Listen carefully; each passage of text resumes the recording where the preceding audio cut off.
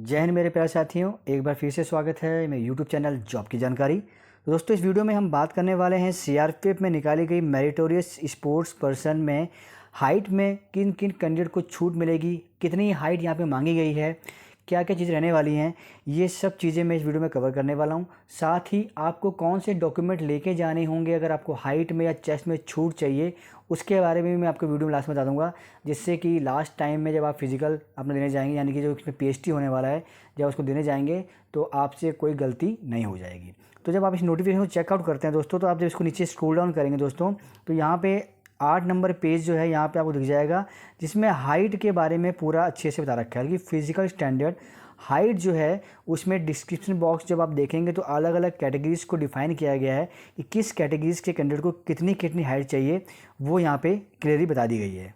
जैसे कि आप इस चार्ट को देख रहे हैं, यहाँ पे बताया गया है कि अगर आप जनरल कैटेगरी बिलोंग करते हैं तो मेल कैटेगरी में आपको 170 सेंटीमीटर हाइट चाहिए, अगर आप फीमेल कैटेगरी बिलोंग करते हैं तो 157 सेंटीमीटर, और चेस्ट जो होता है मेल कैटेगरी में 80 सेंटीमीटर यहाँ पे चाहिए होगी जनरल कैटेगरी को, जिसमें 5 सेंटीमीटर उसको एक्सपेंशन करना होगा। अब बात आती है दोस्तों कि छूट हमें कहाँ कहाँ मिलेगी।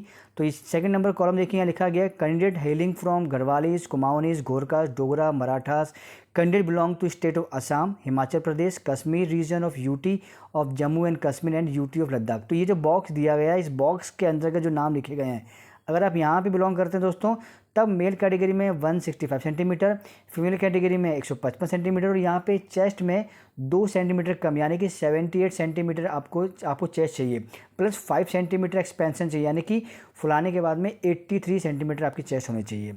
अब हम थर्ड कैटेगरी देखते हैं दोस्तों। तो थर्ड कैटेगरी लंबी चौड़ी, इसको देखते हैं अगर हम, तो यहाँ पे क्या बताया गया दोस्तों कि कैंडिडेट जो कि बिलोंग करता है नॉर्थ ईस्ट स्टेट से, अरुणाचल, मणिपुर, मेघालय, मिजोरम, नागालैंड, सिक्किम, त्रिपुरा और गोरखा टेरिटोरियल एडमिनिस्ट्रेशन जो कि जीटी इसको बोला जाता है, दार्जिलिंग से। उसके बाद में यहाँ पे कुछ सब डिस्ट्रिक्ट दिए गए हैं, दिख रहे होंगे आप, 18 सब डिस्ट्रिक्ट दिए गए हैं।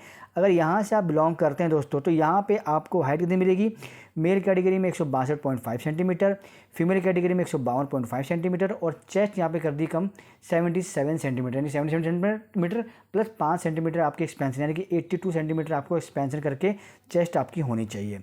नीचे स्क्रॉल डाउन करते हैं तो आपका आता है दोस्तों 4th नंबर पैरा, जिसमें क्या बताया गया कि अगर आप शेड्यूल ट्राइब में बिलोंग करते हैं, अगर आप एसटी कैटेगरी में बिलोंग करते हैं, तो यहाँ पे आपको मेल कैटेगरी में 162.5 सेंटीमीटर हाइट चाहिए होगी, फीमेल कैटेगरी में 150 सेंटीमीटर, और चेस्ट यहाँ पे आपको 76 सेंटीमीटर चाहिए होगी, प्लस 5 सेंटीमीटर एक्सपेंशन, यानी कि 81 सेंटीमीटर आपकी चेस्ट फुलाने के बाद में हो जानी चाहिए। उसके बाद में लास्ट कॉलम दोस्तों आपका आता है, जिसके अंदर में बताया गया 5 नंबर में कि all candidate belong to schedule tribe hailing from north, यानी कि एसटी कैटेगरी में आप बिलोंग करते हैं, लेकिन उसके बाद अगर आप नॉर्थ ईस्ट स्टेट के अरुणाचल प्रदेश, मणिपुर, मेघालय, मिजोरम, नागालैंड, सिक्किम, त्रिपुरा और एलडब्ल्यू एक्समिट एफेक्टेड एरिया जो छत्तीसगढ़, झारखंड, वेस्ट बंगाल कुछ एरिया है, अगर वहाँ से बिलोंग करते हैं, एलडब्ल्यू से बिलोंग करते हैं, और अगर आप एसटी कैटेगरी में अगर हैं, तब आपको और छूट मिल जाएगी, यानी कि 157 सेंटीमीटर आपको मेल कैटेगरी में, 147.5 सेंटीमीटर फीमेल कैटेगरी में, और 76 सेंटीमीटर आपको यहाँ पे चेस्ट होगी, जिसमें 5 सेंटीमीटर फुला करके 81 सेंटीमीटर आपका होना चाहिए।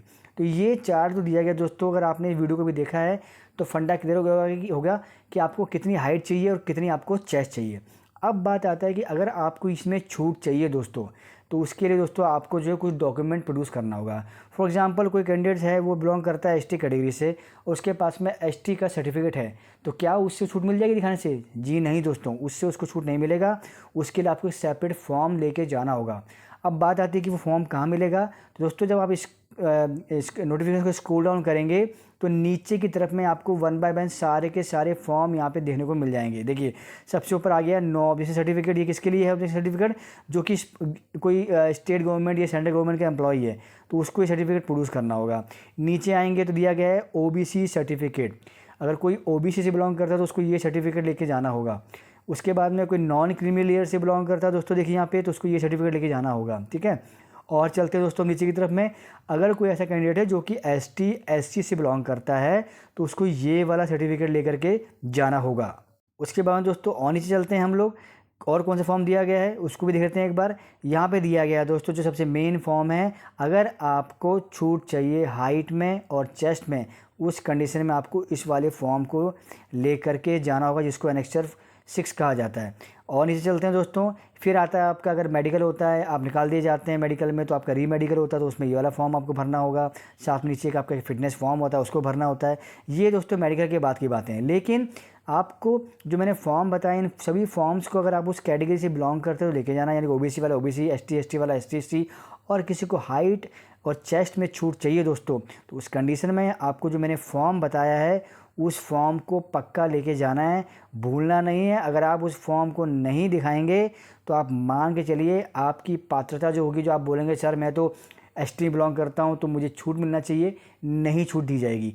तो इस फॉर्म को आपने लेके जाना है। उसके बाद में कुछ एक क्वेश्चन रेज हो रहे थे कि सर मुझे कितना वेट जो है चाहिए होगा, जो मेरी हाइट है 170 सेंटीमीटर है, किसकी हाइट 174 सेंटीमीटर है, तो मुझे कितना वेट जो है लेना होगा मेरी भर्ती के लिए, तो उसके बारे में भी एक बार मैं बात कर लेता हूँ। तो आप देखिए नोटिफिकेशन जब स्क्रॉल डाउन करेंगे दोस्तों, तो पेज नंबर 19 में देखिए यहाँ लिखा है नेक्स्ट 1, यहाँ पे average body weight in kilograms for different age group height, age group और हाइट के हिसाब से यहाँ पे आपका जो वेट है किलोग्राम्स के अंदर में दिया गया है। तो उसको देखना क्या है दोस्तों, फॉर एग्जांपल मान लीजिए कोई ऐसा कैंडिडेट है जो कि मेल कैटेगरी में आता है, मेल कैटेगरी में आता है, उसकी हाइट अगर मान लेते हैं हम कि उस कैंडिडेट की हाइट है 170 सेंटीमीटर, ठीक है।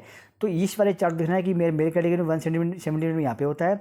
अब वो किस एज ग्रुप में आता है उसको देखना है कि वो 18 से 22 साल में आता है, कि 23 से 27 साल में आता है, या फिर 28 से 32 या 33 से 37। मान लीजिए कोई ऐसा कैंडिडेट है जो कि 23 से 27 साल की एज में आ रहा है और उसकी हाइट कितनी है 170 सेंटीमीटर। तो भाई उसको जो हाइट चाहिए होगी, सॉरी उसको वेट चाहिए होगा, वो चाहिए होगा 54 केजी से 66 केजी के बीच में।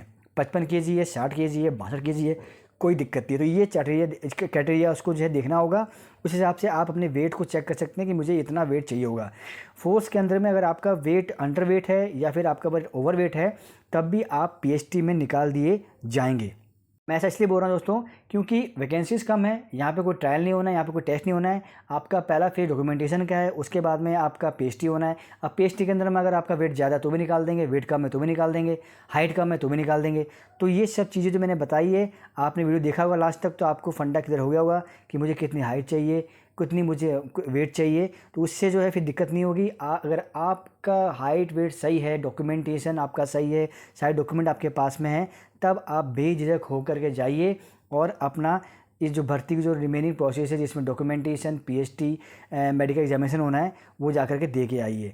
सभी के एडमिट कार्ड जो है अपडेट कर दिए गए हैं, सभी को अपनी अपनी डेट पता भी है कि मेरा सेंटर कहाँ पे आया है, कब मेरा पीएचटी और डॉक्यूमेंटेशन होना है, तो वो आप कर सकते हैं। इसके अलावा दोस्तों मैंने एक वीडियो बना कर रखा है जिसमें मैंने बता रखा है कि क्या क्या डॉक्यूमेंटेशन होगा, क्या क्या सिलेक्शन प्रोसेस रहेगी, उस प्रोसेस में क्या क्या आपको ध्यान में रखना होगा।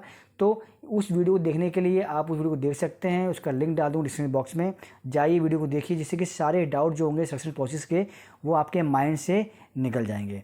दोस्तों फिलहाल के लिए इतना ही। ऐसे ही इन्फॉर्मेटिव वीडियो लाता रहूँगा। पहली बार आए हैं चैनल को जरूर सब्सक्राइब कर लीजिएगा, ताकि फ्यूचर में आने वाली ऐसी इंपॉर्टेंट अपडेट मिलती रहेगी। इसके अलावा कोई कमेंट है तो कमेंट में कमेंट कर दीजिएगा, या फिर मेरा टेलीग्राम ग्रुप और मेरा व्हाट्सएप ग्रुप है, दोनों का लिंक डाल दूँगा डिस्क्रिप्शन बॉक्स में, आप उसको ज्वाइन कर सकते हैं। और ज्वाइन करने के बाद वहाँ भी आकर के अपनी क्वारीज़ को आप रिजॉल्व कर सकते हैं। आप चाहें तो जो ग्रुप को ज्वाइन करिए और मुझे पर्सनल में डीएम मैसेज कर दीजिए, जितना हो सकेगा मैं आपकी हेल्प करने की कोशिश करूँगा।